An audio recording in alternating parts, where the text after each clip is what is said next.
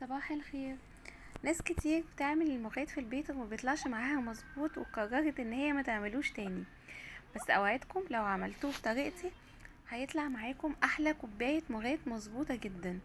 المغات عشان يكون صح في مكونين كده مهمين جدا، لو ما كانوش حلوين المغات ما بيطلعش مظبوط.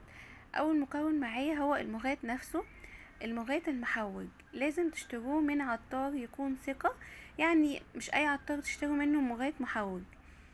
تاني مكون معايا هي الزبدة لازم تكون بلدي.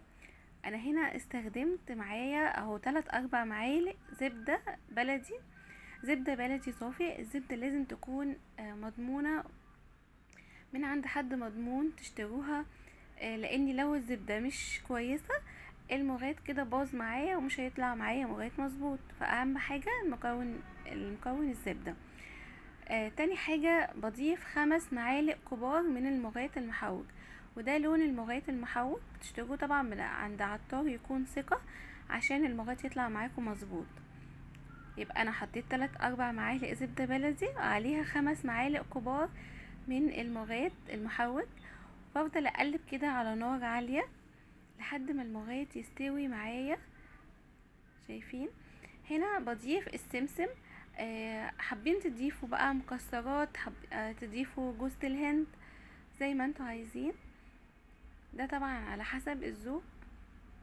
انا ما بحبش المكسرات في المغات، بحب اشربه كده ساده بالسمسم وبس.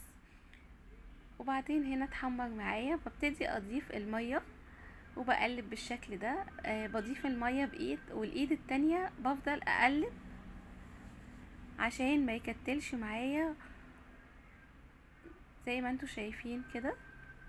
بصوا، بفضل اخفف بيه في الميه عشان ما يكتلش معايا ويبقى القوام بتاعه سايل خالص.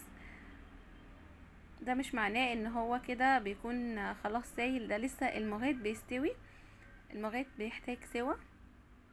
بصوا، بفضل اقلب فيه كده لحد ما القوام بتاعه يبقى سايل خالص، تحسوا ان هو ميه زي ما انتوا شايفين كده. بضيف لسه بالميه، يعني تقريبا انا ضفت كده 3-4 كوبايات ميه، وبعدين بحليه بالسكر. السكر طبعا على حسب كل واحد ما بيحب. حابينه بقى سكر مثلا زيادة بتزودوا السكر مظبوط زي ما انتوا عايزين، فالسكر ده بتاعكم انتوا. تمام. هنا بقى بسيب المغات يستوي، لان المغات لازم يستوي عشان يطلع معاكم مظبوط. بصوا بيغلي معايا كده، بسيبه يغلي غلوتين وبفضل رايحة جاية عليه اقلب فيه بالمعلقة. تمام، هو كده شكله وهو غلي.